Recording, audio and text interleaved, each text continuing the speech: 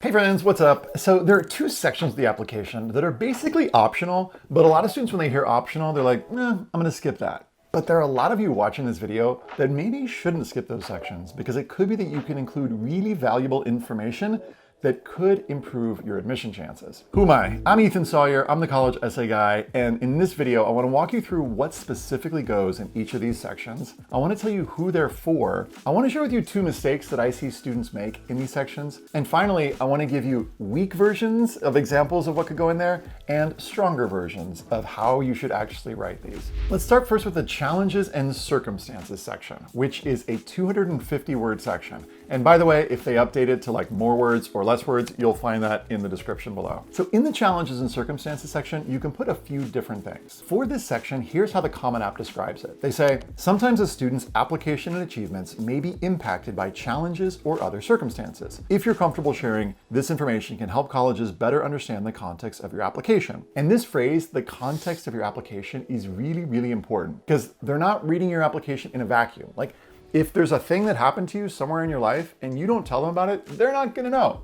So this is where you can put that kinds of stuff. So what goes in this section? I wanna give you some different categories of the kinds of things you can put in here. Number one, it could be academic challenges. So let's say, for instance, you got a bad grade and you want to explain it. You could put that in there. Or maybe your school limits the number of APs that you can take your junior year. You could put that in there. Or maybe there's a particular class you really wanted to take senior year, but there was a scheduling conflict. You could totally put that in there. The next category of things is what I would call family or caregiving responsibilities. So let's say, given your family structure, you've had to work to help pay the bills. That could go in there. Or maybe you have to translate for your family. Or there's certain doctor's appointments and you have to help your family get set up for those. That could go in there. Then you've got a category of health-related things. And it could be health related to yourself. So maybe, for instance, you were sick for a couple months and that impacted your grades. Or maybe you got a family member who was sick and you had to take care of them and that impacted things for you. Finally, we've got things that I'm just gonna say is broadly a category of like life disruptions. So it could be that you had to move several times, or there was violence in your community, or who knows what else. These are the kinds of things that you could put there in this challenges and circumstances section. Now, for those of you who are listening to this and you're, let's say, a first-gen student and you're like, I don't know, I feel like a lot of people have had to face that. Chances are your particular situation may be different from someone in middle America who's relatively had it easier. So if you're not sure, I would say put it in there for now and then speak with your counselor and ask them, hey, is this something that you think I should put in there? Because I feel like it did have an impact on things for me. Put it in there, you can always decide later. So let's talk about the other section, the additional information section, which is 300 words, whereas the challenges and circumstances is about providing more context in your application, and that's 250 words. The additional information section is for what I call overflow. So this is anything that truly didn't fit elsewhere in your application, but the key word here is additional information. You're not putting a different essay in here. You're basically explaining something that you feel like is really, really important for them to make a more informed decision about your candidacy. So what kind of things am I talking about here? Well, it could be academic stuff. So let's say, for instance, you took this really amazing course that isn't reflected elsewhere in your transcript. You could put that in there. You could also put things like creative or technical projects. So let's say you're really into coding and you've got a GitHub, or you've created a podcast, or you've written and self-published your own book. You can totally put those things in there. And yes, because somebody's gonna ask me, you can put a link. They're probably not gonna click on it because that's just like, I don't know, they're usually going too fast. But if you do put a link, just say like, here's what's at that link, and describe it in like brief but like enticing terms. So maybe they'll click on it, but just assume that they're not going to click on it. So you want to describe whatever's at the link. Okay, other things that could go in there, awards and honors that you've won. Now, if you've got your 5 blanks filled for the awards and honors section, and you've got like, let's say 10 different debate awards, you don't need to put all 10. Or as a student that I worked with once, she had 36 color guard awards. And she was like, should I put all of them in? And I was like, I don't know that you need to put all of them in. You can just say, here is a select few other awards, and they'll get it, that you're not listing all of them. Or you can kind of group them. I've won awards in this, this, and this, and 2 of the most interesting or exciting have been this. One thing that makes it a lot easier for your admission officer to read what you put in these sections is if you give a little subheading at the top. So this is a little pro tip. Whatever it is, if it's like creative and technical projects, list creative and technical projects and then list them. Or if it's like additional awards and then list them. I say this because some students just put like this block of text and you're just like, what even is this, bro? So put a little subheading in there and make it easy for them. That goes for the additional comments section, additional info, or the challenges and circumstances section. Now, if all of that is way too much to remember, here, I'm gonna put up on the screen the Google Doc of what could go in each of these sections, and I'm gonna kind of talk slowly so you can, if you want, you can pause the video and you can see what these sections are like and what goes in them. But if you're like, bro, why don't you just give us the links? Then okay, I'm gonna do that. Click the comments section below, click the description, that's what I meant to say.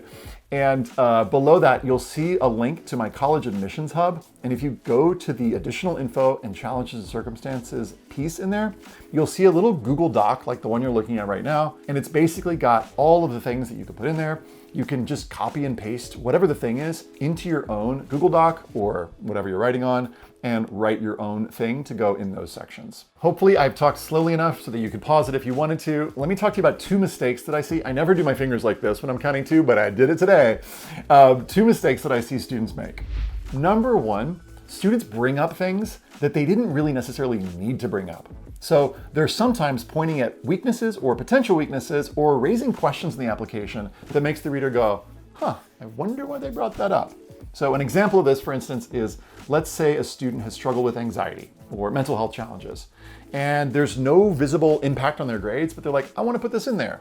And they describe it, and they don't really talk about what they've done or what they've learned. Then it could raise questions for the reader, and they could be like, is this student, for instance, like ready to be off on their own? So if you're going to address, for instance, anxiety or mental health challenges, in addition to saying what the experience was, talk about what you did and what you learned. So let me give you a quick example of this. During my junior year, anxiety led to several weeks of missed school and grade dips in US history and English.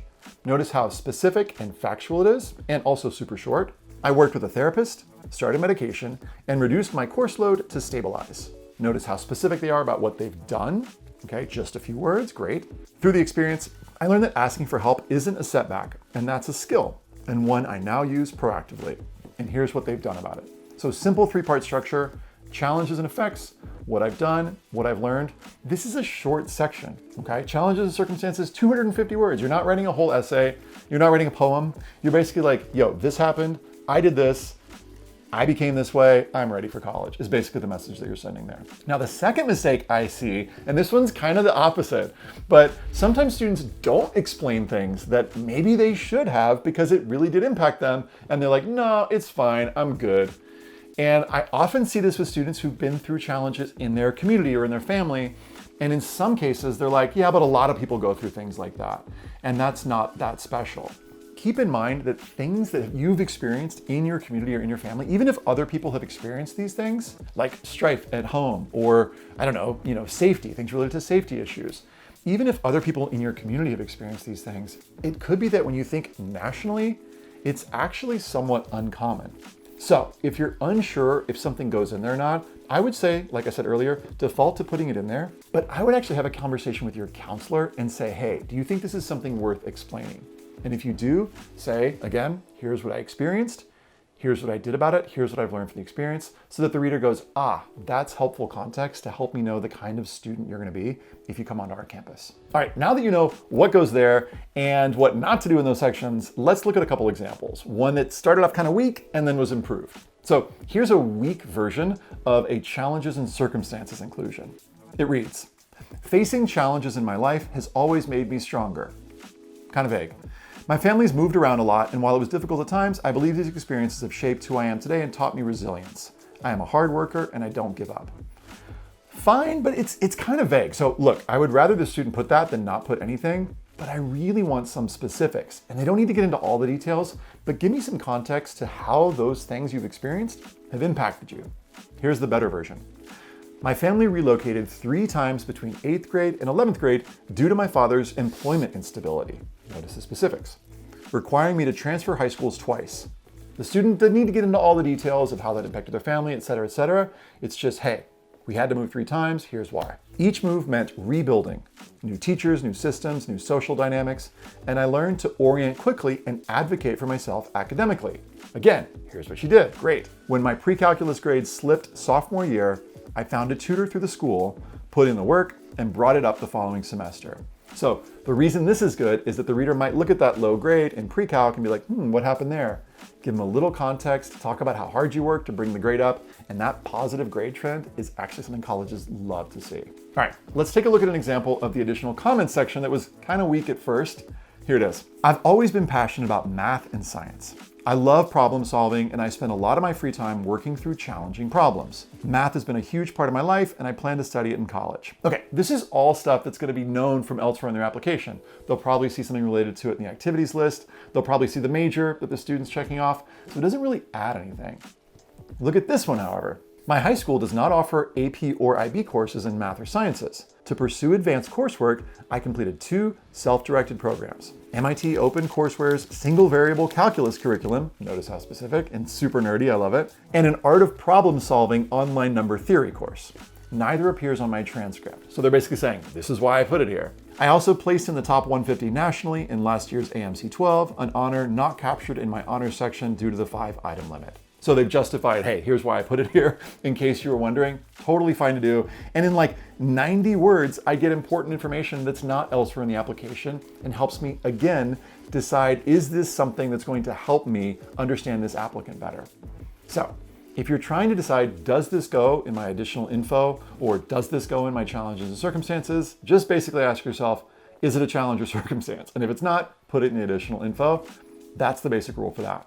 If you're trying to decide, should I include this? Ask yourself, is this inclusion going to potentially help the admission officer make a more informed decision about my candidacy? In other words, is it going to help them understand the kind of college student I'm going to be? And if you're not sure, write it in such a way that helps them understand what you've done, what you've learned, so that they can see the kind of college student you're going to be. That usually takes just a couple minutes and a couple tweaks, and then it sort of warrants it going in each of these sections. All right, I hope that was helpful. Again, if you want these guides and you want like the specifics of what goes where, in the College Admissions Hub, which I'll link below this, just click on the one that says additional info, challenges and circumstances. You'll see these really detailed Google Docs. You just copy paste, put it in your own doc, and you can write all the things. We've got lots of free resources at collegeessayguide.com, which you'll see at that link. Oh, and if you're not sure which section it goes in, if you want, you can put it in the comments below, and someone from my team, yes, we read these, we'll get back to you on which section it might go in, or if it's something that you could maybe leave off the application. Like, subscribe. Yeah, if you find these videos useful, if you turn notifications on, you know how this works. You'll get notifications each week when we put out videos during application season. We're so glad to be part of your process. And yeah, much love. See you on the next one.